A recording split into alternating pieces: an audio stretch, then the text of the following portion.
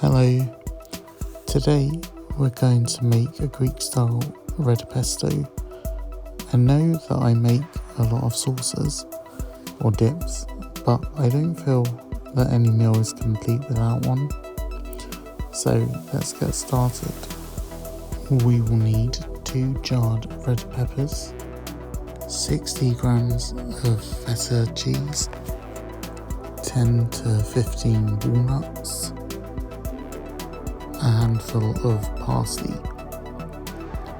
I've zoomed in here just so you can actually see that I do have walnuts in there. And finally 1 tablespoon of olive oil.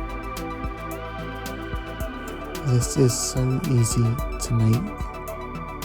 All you have to do is switch the blender on and leave it for about 20 seconds. And after 20 seconds, it's ready.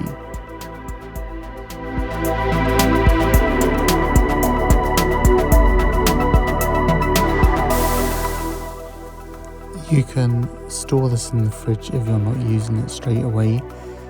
It goes really good stir-fry pasta, and it's really good with chicken kebabs, which is how I'm serving it today.